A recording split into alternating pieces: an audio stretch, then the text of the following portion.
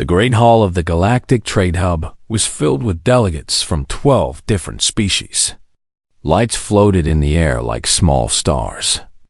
The ceiling was so high that clouds sometimes formed near the top. It was a place where history was made, where alliances were born and sometimes destroyed. Kang Tai-ho stood near the back of the human delegation. He was 32 years old, with tired eyes and a calm face. He wore the simple gray uniform of a junior diplomat. Most people did not notice him. He preferred it that way. Today was an important day. The Valari had finally agreed to sign a trade agreement with Earth. It had taken 3 years of difficult negotiations. The Valari were a proud species. They were tall and thin, with skin that glowed softly in different colors. Their faces were perfectly symmetrical, and they valued beauty above almost everything else. Ambassador Hellas stood at the front of the Valari delegation. He was impressive to look at. His skin glowed a deep blue, and his features were sharp and perfect. When he smiled, it never reached his eyes. Today marks a new friendship between the Valari Empire and the humans of Earth, Hellas announced. His voice echoed through the hall. To honor this bond, we offer a traditional gift. A companion. A female of our species, to serve as a bridge between our peoples. This was expected. Tai-ho had read about the Valari custom. It was old and complicated. The companion was meant to live among the allied species, to teach them Valari ways, and to represent the bond between the two peoples. Hellas raised his hand, and guards brought forward a figure. Tai-ho felt his heart stop. The woman who walked forward was tall, like all Valari, but her skin was pale gray, almost colorless. Her bioluminescent markings, which should have glowed brightly, were faded and dull. Her face was asymmetrical. One eye sat slightly higher than the other. Her nose curved to one side. By Valari standards, she was ugly. Tai-ho could see the other Valari looking away from her, as if her appearance caused them physical pain. But Tai-ho recognized her immediately. Nira. She walked with her head down. Her hands were folded in front of her. She did not look at anyone. She had learned long ago that meeting eyes only brought mockery. We offer this female to your delegation, Hellas said. There was a cruel smile on his face. She will serve you well, I am sure. The human delegates exchanged uncomfortable glances. They had expected someone beautiful, someone impressive. Not this. Some of them whispered to each other. Tai-ho heard words like insult and joke. Ambassador Park, the leader of the human delegation, stepped forward. He was a politician, skilled at hiding his feelings. But even he seemed uncertain. We are honored by this gift, Park said slowly. We will need to discuss. I accept her. The words came from the back of the room. Everyone turned. Tai-ho walked forward. His footsteps were the only sound in the silent hall. He moved past the other humans, past the surprised faces, until he stood before the Valari delegation. Hellas stared at him. Excuse me? I accept her, Tai-ho repeated. His voice was steady. I will be her bond partner. Nira's head snapped up. For the first time, she looked at him. Her eyes went wide. She knew that face. She knew those eyes. 3 years had passed, but she would never forget him. Tai-ho, she whispered. The word was so quiet that only he could hear it. Hellas laughed. It was not a kind laugh. You? A junior diplomat? You wish to accept our offering? Yes. Do you understand what you are agreeing to? This female will be bound to you. She will live with you. She will be your responsibility. I understand. Hellas leaned forward. His glowing blue skin pulsed with amusement. Look at her, human. Look carefully. She is defective. Her markings do not glow. Her face is wrong. Among our people, she is considered the lowest of the low. Are you certain you want this burden? Tai-ho did not look at Hellas. He looked at Nira. His eyes were soft. "I see no burden," he said. "I see a person." The hall fell completely silent. Nira felt tears forming in her eyes. She tried to stop them, but she could not. No one had ever spoken about her like that. No one had ever looked at her the way this human was looking at her now. Ambassador Park stepped forward quickly. He placed a hand on Taiho's shoulder. "Perhaps we should discuss this privately." "There is nothing to discuss," Taiho said. He did not take his eyes off Nira. "I accept her. That is my decision." Alice's smile faded. This was not how things were supposed to go. He had offered Nira as an insult, as a way to embarrass the humans. He had expected them to refuse her or accept her with obvious disgust. He had not expected this. "Very well," Hellas said slowly. "The bond is made. She is yours now." He waved his hand, and the guards released Nira. She stumbled forward a few steps, then stopped. She did not know what to do. She had spent her whole life being told she was worthless. She had learned to expect nothing good. Taiho walked toward her. He stopped when he was close enough to speak quietly. "Hello, Nira," he said in perfect Valari. "It has been a long time." Nira's breath caught in her throat. He remembered her name. He spoke her language. After 3 years, after everything, he still remembered. You came back," she said. "I never stopped looking for you," Taiho replied. "When they took you away, I searched everywhere. I asked everyone. No one would tell me where you had gone. They sent me to the outer colonies," Nira said. Her voice was shaking. "They wanted to hide me. They were ashamed." Taiho's jaw tightened. They were fools. Around them, the delegates watched in confusion. They did not understand what was happening. They did not know the history between these two, but Yoon Jisoo, standing among the human delegation, saw something in Taiho's face that she had never seen before. She saw hope. She saw relief. She saw love, and she began to understand. Taiho offered his hand to Nira. "Come with me," he said gently. "You are free now. Whatever happens next, you will never be alone again." Nira looked at his hand. She looked at his face. And for the first time in many years, she made a choice that was truly her own. She took his hand, and together, they walked out of the gray hall, leaving behind the whispers and the stares and the cruel smile of Ambassador Hellas. The Valari had meant to give away their shame. Instead, they had given away their greatest treasure. They just did not know it yet. 3 years before the ceremony in the Great Hall, Kang Taiho was a different man. He was 29 years old, fresh from Earth, and completely lost. The galactic trade hub was overwhelming. Millions of beings from hundreds of species moved through its corridors every day. The languages, the smells, the customs, everything was strange and confusing. Taiho had studied for years to prepare for this posting. The books could not capture the loneliness of being so far from home. He was a junior translator, one of the lowest positions in the human delegation.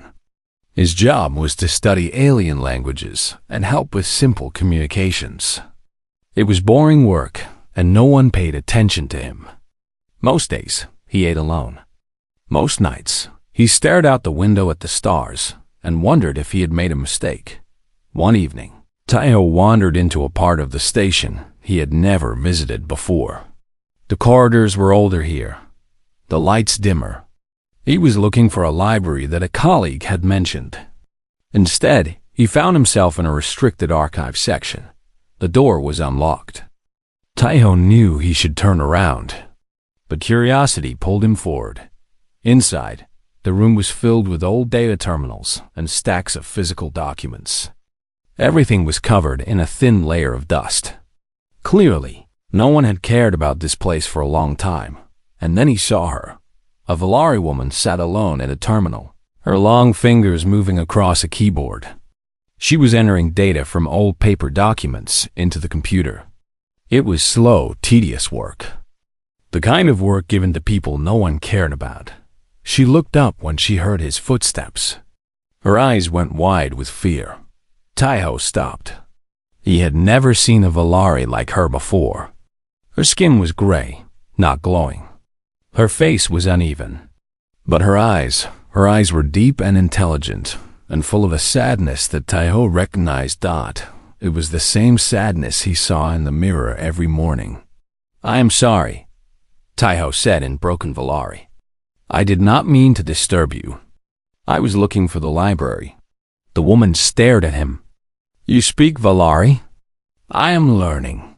I am not very good yet." She tilted her head. Most species would have reported her by now. This section was restricted.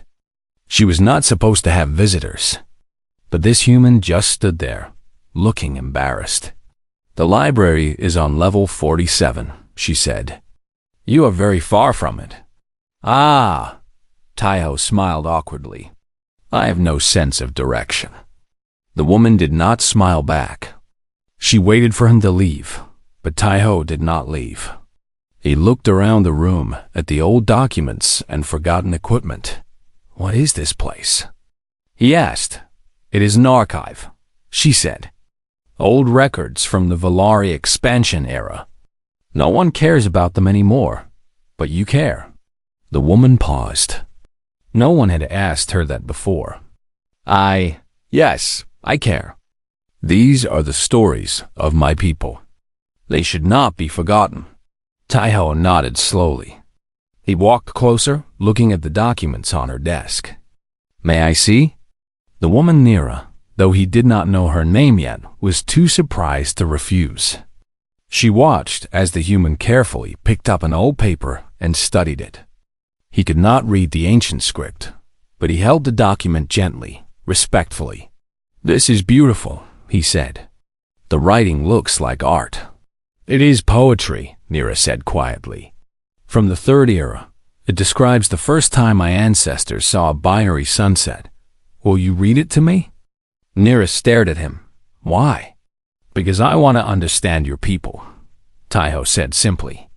"And because you look like you have not had anyone to talk to in a long time. I know how that feels." For a long moment, Nira said nothing. Then, slowly, she began to read. Her voice was soft but clear. The ancient words flowed like music. Taiho did not understand most of them, but he listened carefully, trying to catch the rhythm and emotion. When she finished, the room was silent. "That was wonderful," Taiho said. "Thank you." Nira looked at him as if he was a puzzle she could not solve. "You are strange, human. My name is Kang Taiho. I am Nira." That was how it began. Over the following months, Taiho returned to the archive every few days. He always brought something, sometimes food from the human section of the station, sometimes small gifts from Earth that his family sent him. Nira was suspicious at first.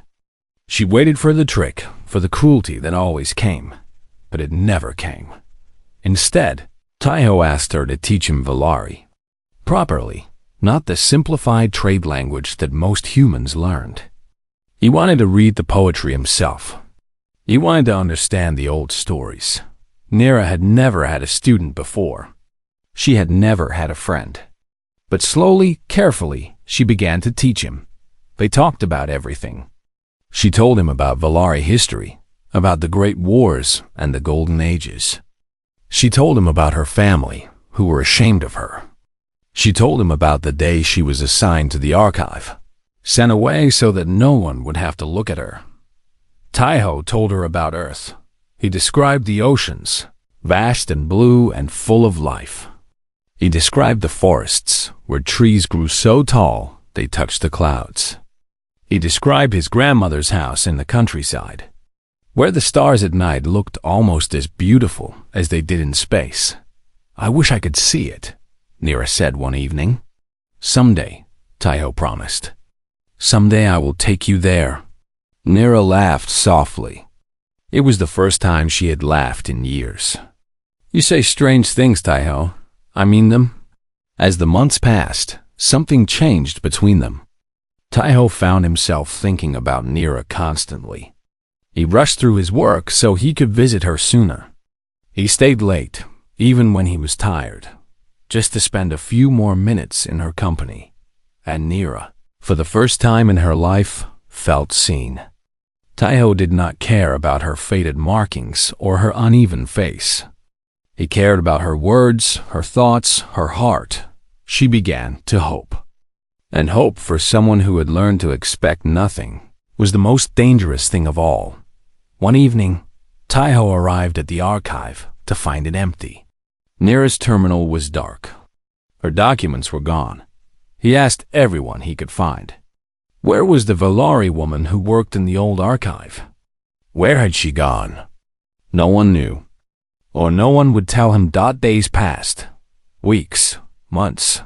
Taiho kept searching, but Nira had vanished completely. He learned later that she had been reassigned. Her superiors had discovered that she was spending time with a human. They were embarrassed. So they sent her away to a remote colony on the edge of Valari space, where no one would ever find her. Taiho did not stop looking. He wrote letters to Valari officials. He asked every Valari visitor to the station if they knew a woman named Nira. He learned their language fluently, in case she ever returned. Years passed, and then one day, Ambassador Hellas walked into the Great Hall and offered the ugliest woman in the Valari Empire to the human delegation. And Taiho saw her face, and everything he had been carrying for 3 years. The hope, the loss, the love came rushing back. She was alive. She was here. And this time, he would not let anyone take her away. Taiho's quarters were small but comfortable. A bed, a desk, a window that looked out at the stars. There were books on the shelf, real paper books from Earth, and a small plant that his mother had sent him years ago. The plant had almost died 3 times, but Taiho had refused to give up on it. A guard escorted Nira to the door. He did not look at her. To him, she was cargo, something to be delivered and forgotten. The companion for the human diplomat, the guard announced. Then he left without another word. Nira stood in the doorway. She did not know what to do. For 3 years, she had lived in a small room on a forgotten colony. She had worked in silence, eaten alone, slept on a hard bed. She had learned to want nothing, expect nothing, hope for nothing, and now she was here, in the quarters of a human man who had once been her friend, a man she had never expected to see again. Taiho stood across the room. He had changed in 3 years. There were lines on his face that had not been there before. His eyes looked tired, but when he smiled, it was the same smile she remembered. "Please," he said in Valari. "Come in." Nira stepped inside. The door closed behind her. For a long moment, neither of them spoke. The silence was heavy with everything they wanted to say. Finally, Nira broke it. "Why did you do that?" Her voice was barely a whisper. "Why did you accept me?" Taiho looked at her. "You know why. I am a gift of shame. Hellas chose me to insult your people. You should have refused." "I do not care about Hellas," Taiho said. "I do not care about politics. I care about you." Nira shook her head. "You do not understand. I will bring you trouble. The other humans are already angry. I saw their faces. They think you are foolish. Let them think what they want." "Taiho, Nira." He spoke her name gently, the way he used to say it in the archive late at night, when it was just the two of them and the old documents and the soft hum of the station. "I spent 3 years looking for you. 3 years wondering where you had gone. 3 years hoping that somehow, someday, I would find you again." Nira felt tears burning in her eyes. "They told me you would forget me. They said humans have short memories. They said I was not worth remembering. They were wrong." Taiho crossed the room. He stopped in front of her and slowly, carefully, knelt down. It was the Valari gesture of deep respect, a gesture that a person of higher status would give to one they honored. Nira stared at him. What are you doing? You should not kneel to me. I am nothing. I am. You are the person who taught me to love poetry, Taiho said. You are the person who made this station feel like home. You are the person I thought about every single day since you disappeared. He looked up at her. His eyes were wet. I never stopped looking for you, he said. And when I saw you in that hall today, I knew I would never let anyone take you away again. Not the Lowry. Not my own people. No one. Nira could not hold back her tears any longer. They fell down her gray cheeks, leaving dark trails. She had not cried in years. She had taught herself to be empty, to feel nothing. It was easier that way. But now, all the feelings she had buried were rising to the surface. I thought I would never see you again, she said. Her voice broke.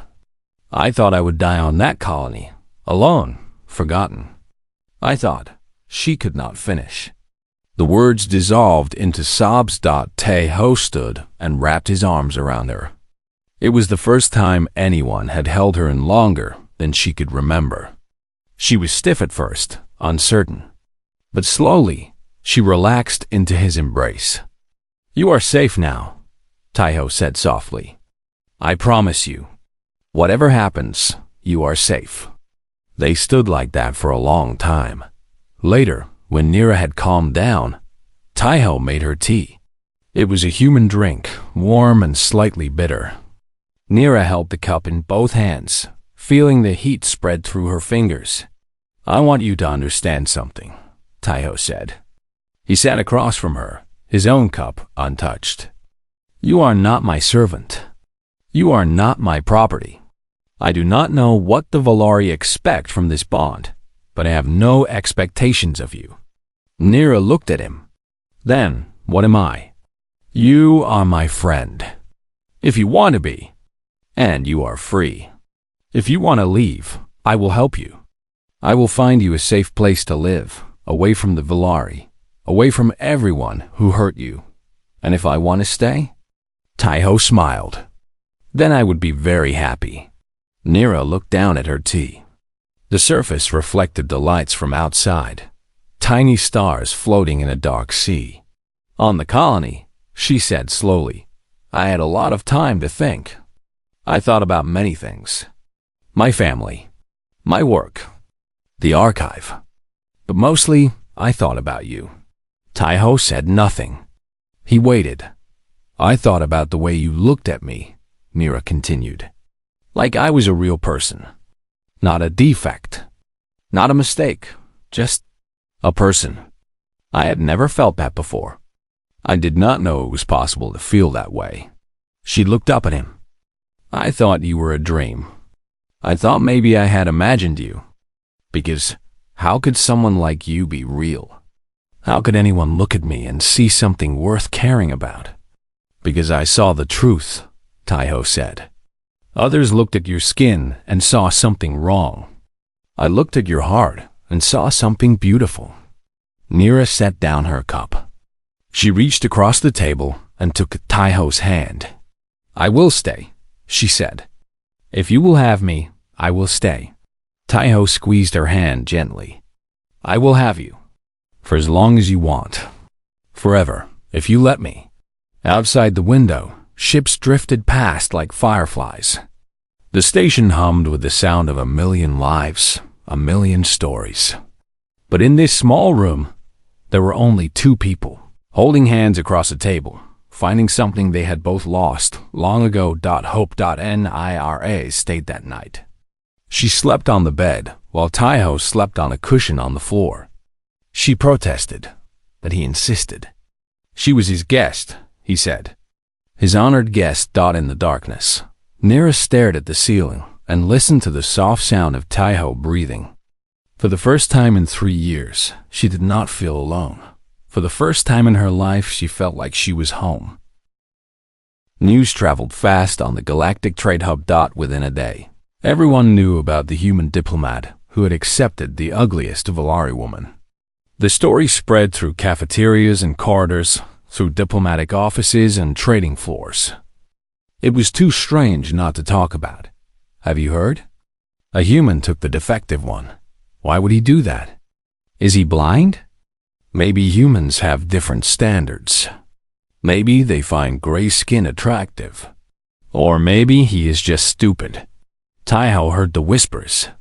He ignored them. He had spent his whole life being underestimated. He was used to people not understanding him, but Nira heard them too. And for her, it was much harder. She walked through the station with her head down, the way she had always walked. But now she walked beside Taiho, and that made her visible. People stared. People pointed. Some laughed openly. "You should not be seen with me," Nira said one morning. "It damages your reputation." "I do not care about my reputation." "You should. You are a diplomat. Your work depends on respect." Taiho stopped walking. He turned to face her. They were in a busy corridor, and beings of a dozen species flowed around them like a river around stones. "My work depends on doing what is right," he said. "And there is nothing wrong with walking beside you. If people cannot see that, then their respect is worthless." Nira looked at him. She did not know how to argue with someone who believed so completely in what he said. Meanwhile, in the diplomatic quarters, Yoon Jisoo was having a difficult conversation with Ambassador Park. "He's a junior diplomat," Park said, rubbing his forehead. "He was supposed to stay quiet and learn. Instead, he creates an incident on the first day of our alliance." "He accepted a gift," Jisoo replied. "That is not an incident. He accepted an insult. The Valari gave us their worst, and he took it without question. Do you understand how that looks?" Jisoo was silent for a moment. Then she said, "I think it looks like we value people over appearances. Is that not what we want other species to believe about humanity?" Park stared at her. "You are defending him?" "I am asking questions." Later that day, Jisoo found Taiho in his quarters. Nira was there too, reading from a datapad. When Jisoo entered, Nira stood quickly, ready to leave. "Please stay," Jisoo said. "I am not here to cause trouble." She looked at Taiho.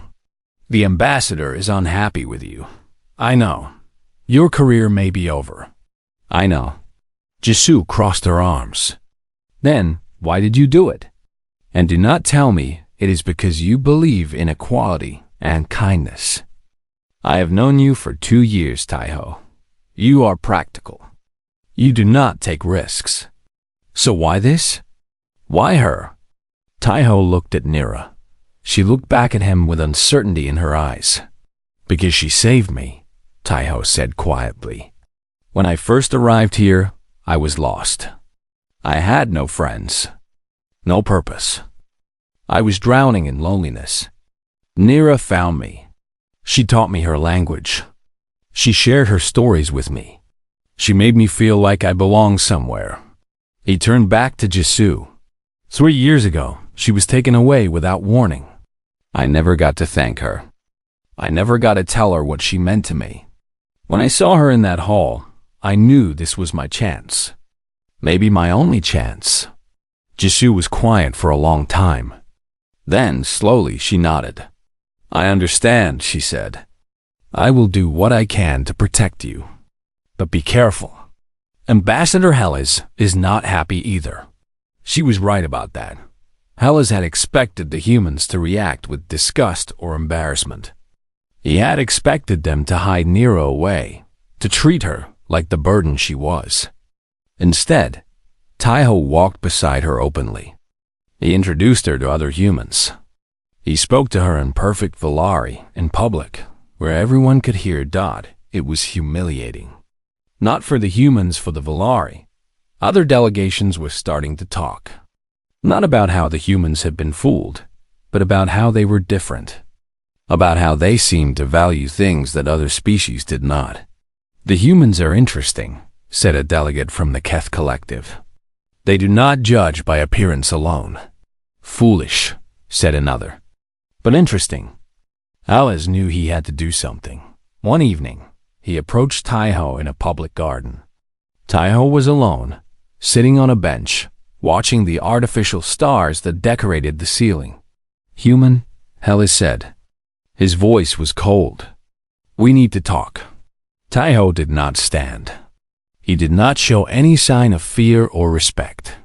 He simply looked at Hellas with calm eyes. What do you want? Hellas forced a smile. I want to help you. You have made a mistake, but it can be corrected. Returned the female. I will provide you with a proper companion. Someone beautiful. Someone worthy. Nira is worthy. Nira is defective.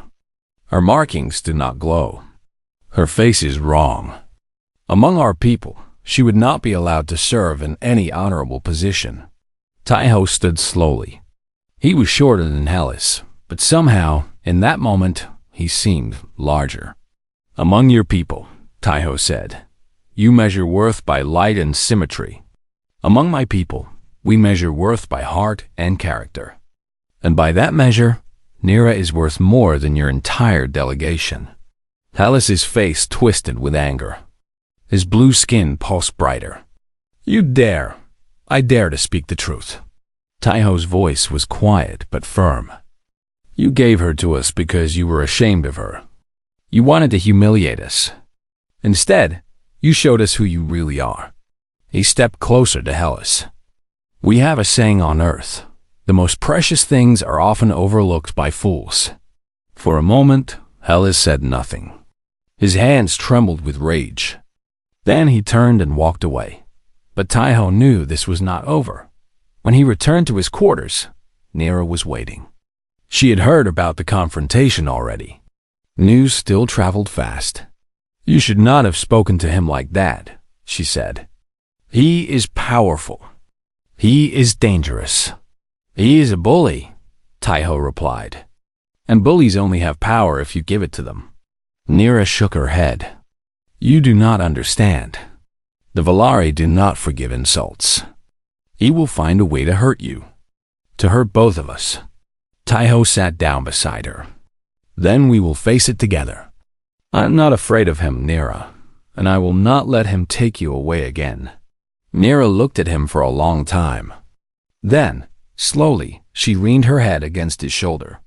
You are the strangest person I have ever met, she said. Is that bad? No. She closed her eyes. It is wonderful. Outside, the station hummed with whispers and rumors. The Valari ambassador was furious. The human delegation was divided. And in a small room, two people sat together in silence, finding strength in each other. The storm was coming, but they would face it together. The message arrived at midnight. Station time. It came through official diplomatic channels, sealed with the mark of the Valari High Council. Ambassador Park read it 3 times before calling an emergency meeting. By dawn, the entire human delegation knew. The Valari High Council, acting on the recommendation of Ambassador Hellas, formally demanded the return of the female known as Nira. She was to face judgment for bringing dishonor to the sacred bond ritual. If the humans refused, the new alliance between Earth and the Valari Empire would be void. 3 years of negotiations. Gonda Park summoned Taiho to his office. The ambassador looked older than he had a week ago. There were dark circles under his eyes. You need to understand the situation, Park said. His voice was tired but firm. This is not just about you anymore. This is about trade agreements worth billions. This is about access to Valari technology. This is about Earth's position in the galactic community. Taiho stood with his hands behind his back. His face was calm, but inside, his heart was racing. I understand, sir. Do you? Because right now, you are holding all of that hostage for one woman. One Valari woman who, by their own standards, is worth nothing. Their standards are wrong. Park slammed his hand on the desk. I do not care about their standards. I care about my people. I care about the thousands of humans on this station who depend on this alliance. I care about the future of humanity in this galaxy." He leaned forward. "Taiho, I am ordering you to return her." Taiho was silent for a long moment. Then he said, "No." "Excuse me?" I said, "No, sir. I will not return her." Park stared at him in disbelief. "You are refusing a direct order." "Yes. You will lose your position, your career, everything you have worked for." "I know. And you still refuse?" Taiho met the ambassador's eyes. "Sir, if our alliance with the Velari requires us to sacrifice an innocent person, then the alliance is not worth having. If we give Nira back, we are telling the galaxy that humans will trade lives for profit. Is that the message you want to send?" Park was silent. "The Velari are testing us," Taiho continued. "They want to see what we value. If we bow to their pressure now, they will never respect us. They will see us as weak, as creatures who can be bullied into anything. And if we refuse, if we lose the alliance, then we lose it with our honor intact. And maybe, just maybe, other species will see that humanity stands for something more than trade agreements." Park rubbed his face with both hands. He looked at Taiho for a long time. "You really believe this?" "Yes, sir. With all my heart." The ambassador sighed. "Get out of my office. I need to think." Taiho returned to his quarters. Nira was waiting, as she always was now. But today, her face was pale with worry. "I heard," she said. "The council's demand. They want me back." Taiho nodded. "Then you must let me go." "What?" Nira stood and walked to the window. The stars outside looked cold and distant. "I have brought you nothing but trouble," she said. "Your career is ruined. Your people are angry. And now your entire alliance is at risk. Because of me. Nira, I am not worth it, Taiho." She turned to face him. There were no tears in her eyes, only a sad acceptance. "I have always known that. My whole life, I have been told that I am worthless. Maybe they were right." Taiho crossed the room in 3 steps. He took her hands in his. "Listen to me," he said. His voice was fierce. "You are not worthless. You have never been worthless. The people who told you that were blind and cruel. They could not see what I see. What do you see? I see a woman who spent years preserving the history of her people, even when no one thanked her. I see someone who taught a lonely stranger her language, just because he asked. I see the kindest, most intelligent person I have ever met." He squeezed her hands. "You spent your whole life being given away. By your family, by your government, by Ambassador Hellas. Everyone treated you like something to be discarded. But not me. Not this time. Taiho. This time, you choose. If you want to go back to the Velari, I will not stop you.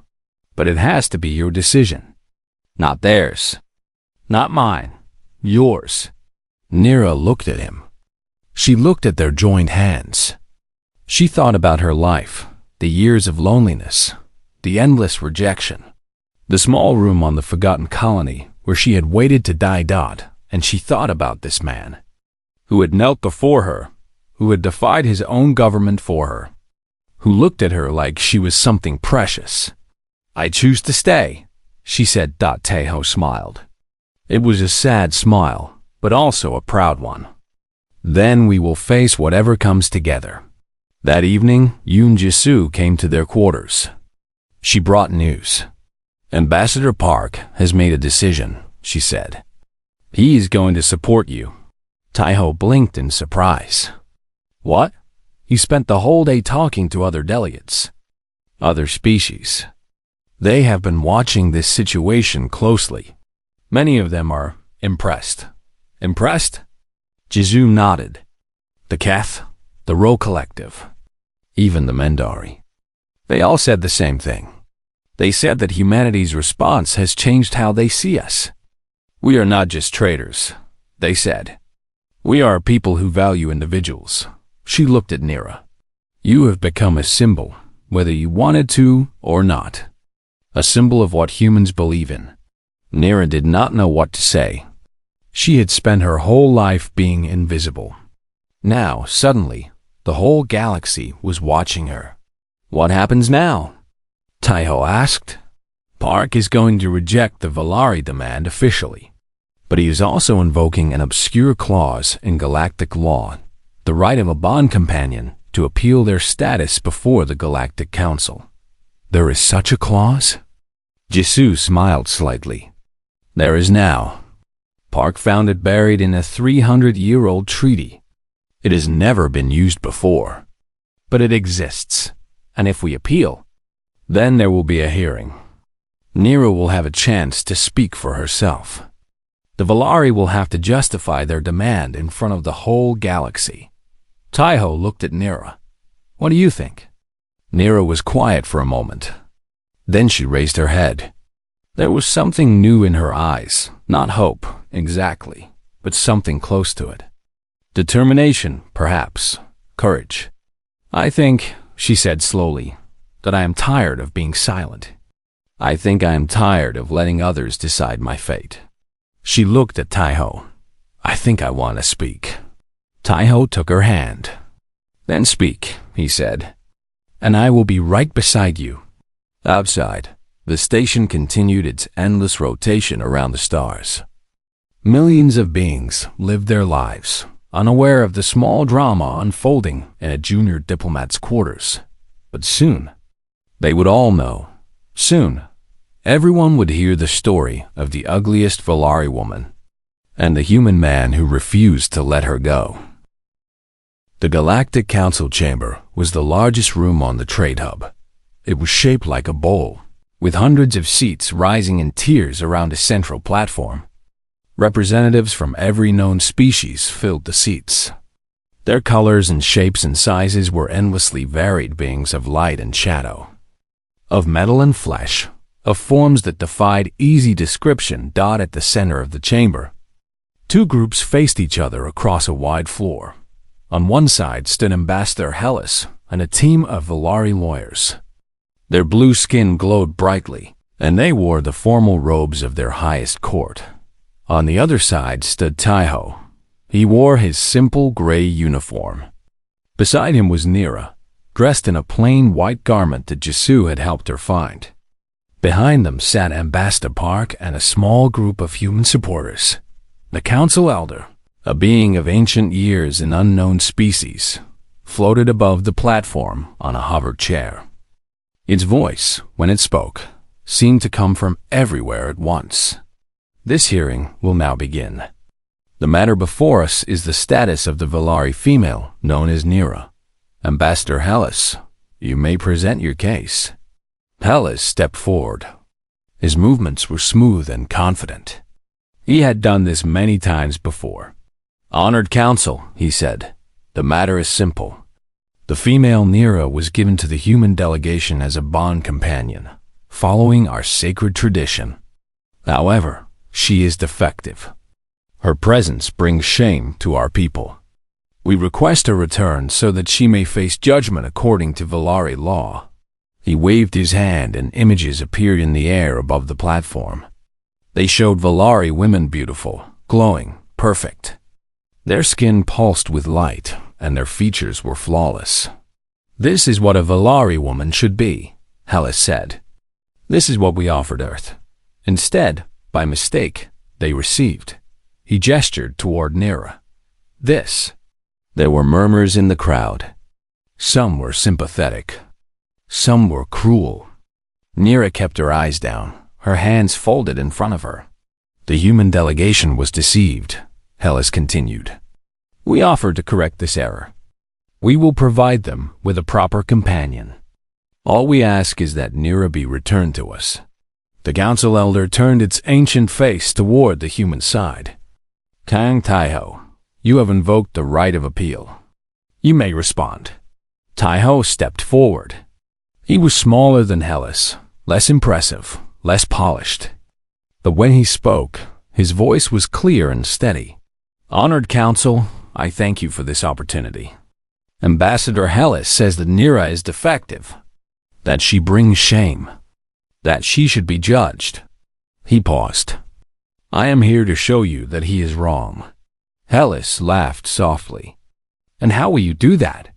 Will you argue that gray skin is beautiful? That asymmetry is pleasing to the eye?" "No," Taiho said. "I will argue that beauty is not the only measure of worth." He raised his hand, and his own images appeared in the air. They were different from the ones Hellas had shown. They were old recordings from the archive where he had first met Nira. The first recording showed Nira working at her terminal, carefully entering data from ancient documents. Her face was focused, her movements precise. She worked alone in a dusty room, doing a job that no one else wanted to do. "This is Nira," Taiho said. For 5 years, she worked in the old archives of the Valari diplomatic station. She preserved thousands of historical documents that would otherwise have been lost forever. Poems from the Third Era, records of the First Contact, stories that your own people had forgotten. He looked at Hellas. "Did you know that, Ambassador? Did you know that this woman you call defective saved more Valari history than any 10 scholars? Hellas's smile faltered slightly. "That is not. I am not finished." Taiho's voice was calm but firm. The second recording. The image changed. It showed Nira teaching, not Taiho, but a small group of young Valari workers. They sat around her, listening as she explained the old language, the one that most Valari had forgotten. Nira did not just preserve history, Taiho said. She taught it. On the colony where she was sent, she started a class. She taught young workers to read the old texts, to understand their own heritage. She did this for free, in her spare time, because she believed it was important. The crowd was quiet now. The murmurs had stopped. Taiho showed more recordings. Nira helping a sick worker. Nira sharing her food with someone who had none. Nira staying late to finish work that others had abandoned. "This is the woman you call worthless," Taiho said. "This is the woman you want to judge. Not because she has done anything wrong, but because her skin does not glow, because her face is not perfect." He turned to face the entire council. His voice rose. "On Earth, we have a saying, you cannot judge a book by its cover. It means that the outside of something does not tell you what is inside." Ambassador Hellas looks at Nira and sees a defect. I look at Nira and see a teacher, a historian, a caretaker. I see someone who has done more for Valari culture than anyone in this room. He looked directly at Hellas. "If that makes her ugly to you, then your standards, not she, are broken." The chamber was silent. Even Hellas seemed unsure how to respond, but Taiho was not finished. He turned back to the council elder. "There is one more thing I wish to show. Not a recording. A person." He extended his hand toward Nira. "Nira, will you speak?" Nira looked at his hand. She looked at the hundreds of faces watching her. For a moment, she wanted to run, to hide, to return to the shadows where she had always lived. But then she remembered what Taiho had said. "This time, you choose." She took his hand and stepped forward. Her voice was quiet at first. She had to force the words out. "My whole life, I was told I was wrong. My skin was wrong. My face was wrong. My existence was a mistake. I believed it. I believed I deserved nothing. I expected nothing." She raised her head. Her voice grew stronger. "Then I met a human. He did not care about my skin. He did not care about my face. He cared about my words, my thoughts, my heart. He looked at me and saw a person. Not a defect. Not a burden. A person." She looked at Hellas. There was no anger in her eyes. Only something like pity. "You ask why a human would accept me. The answer is simple.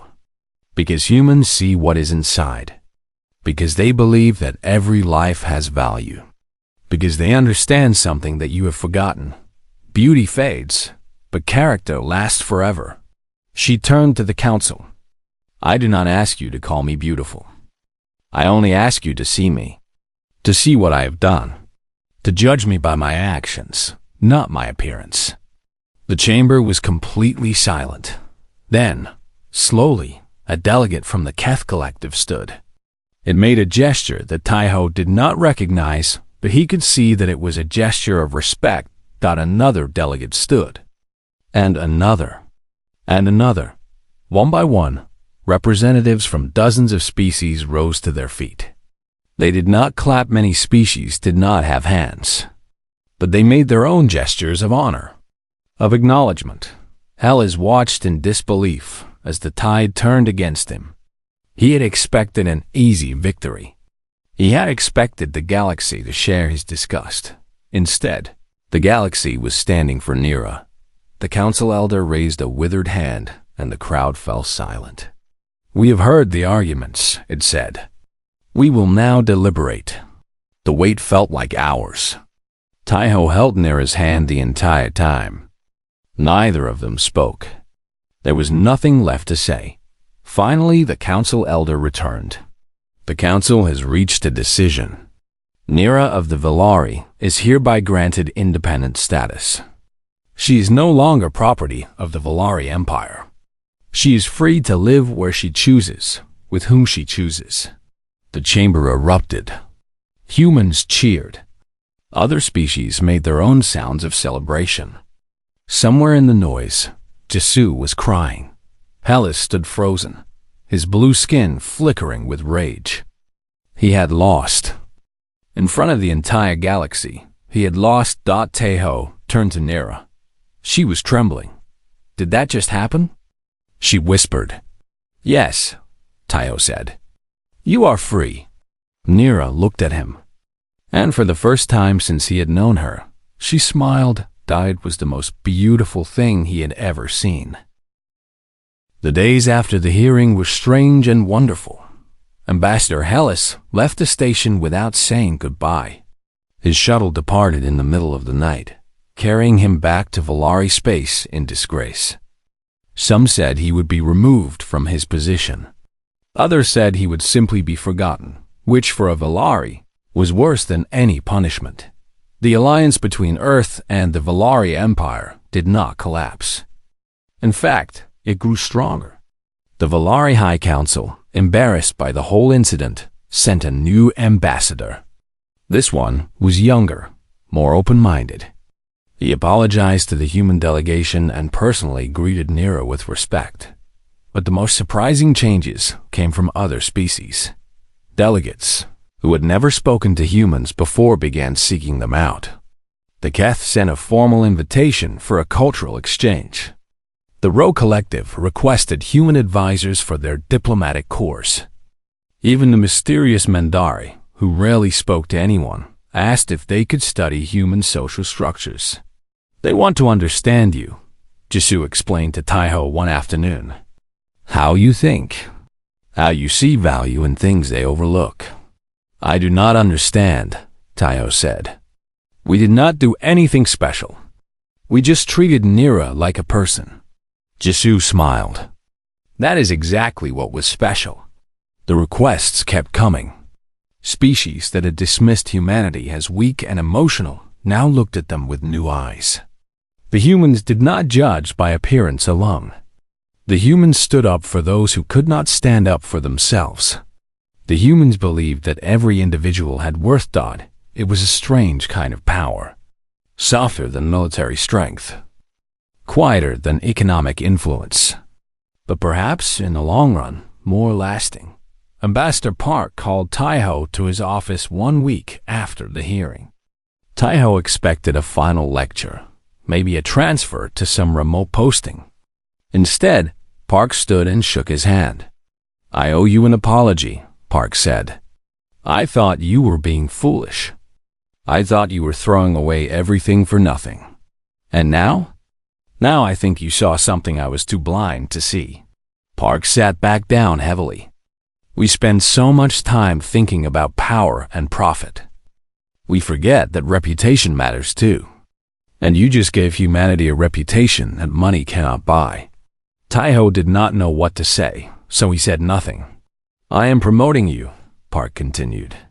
Special cultural liaison. Your job will be to help humanity navigate these new relationships, to show other species who we really are. And Nira? Park smiled slightly. She has been offered a position in our historical archives. If she wants it. Several species have also asked if she would be willing to teach courses on Valari history and language. It seems her knowledge is more valuable than anyone realized. That evening, Taiho told Nira the news. They sat together in his quarters, their quarters now, really watching the ships drift past the window. I cannot believe it, Nira said softly. They want me to teach? Many species. The Keth, the Ro, even some humans. Nira shook her head slowly. All my life, I was hidden away. My own people were ashamed of me. And now, strangers from across the galaxy want to learn from me? Because you have something worth teaching, Taiho said. You always did. They just could not see it before. Nira was quiet for a long moment. Then she looked at Taiho. What about us? What do you mean? I mean, she hesitated. The bond ritual. It was supposed to tie me to you.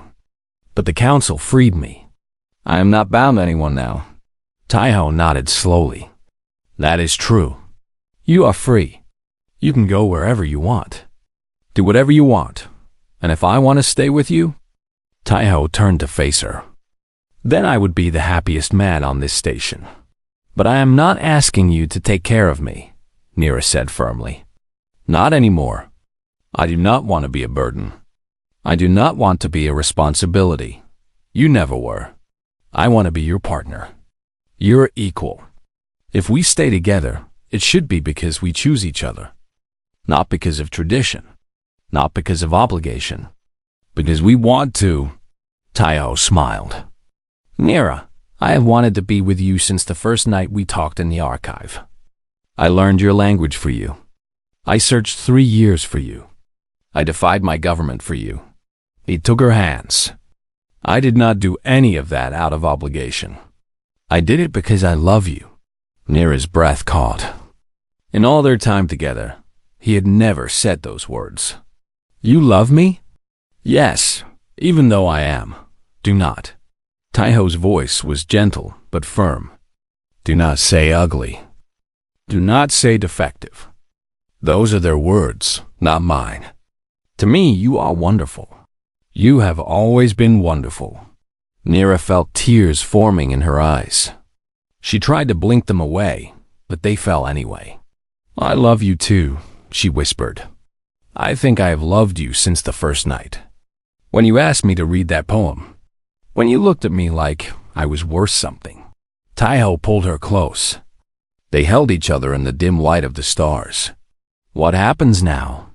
Nira asked. Now we live, Taiho said. Together. We do the work we care about. We help others when we can. We build something good. That sounds nice. It does. They stayed like that for a long time.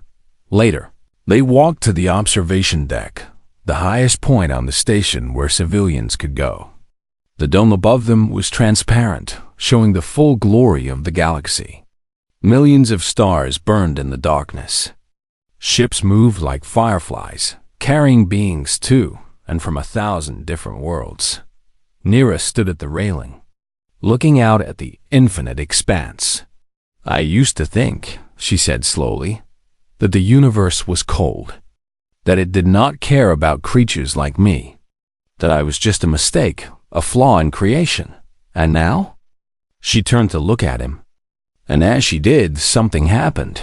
Her markings, the faded, dull markings that had brought her so much shame, began to glow. Softly at first, like distant stars.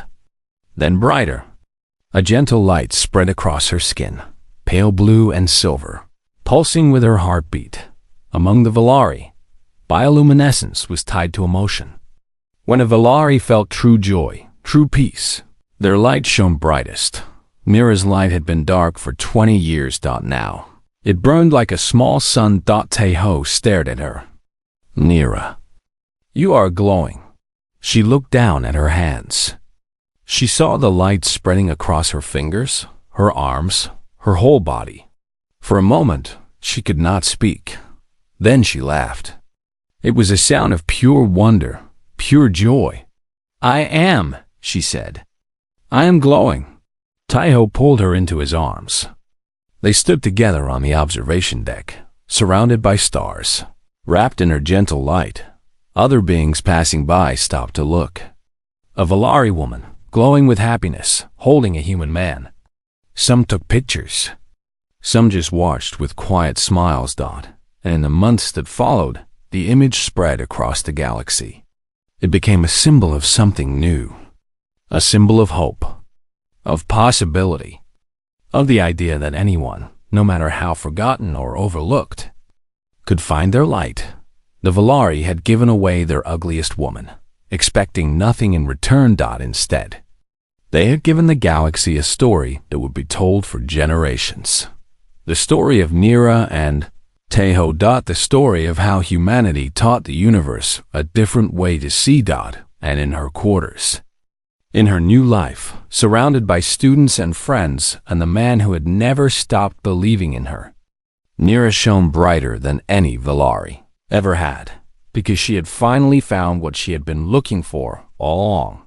Not perfection, not beauty, just someone who looked at her and saw home. And that, in the end, was all that mattered.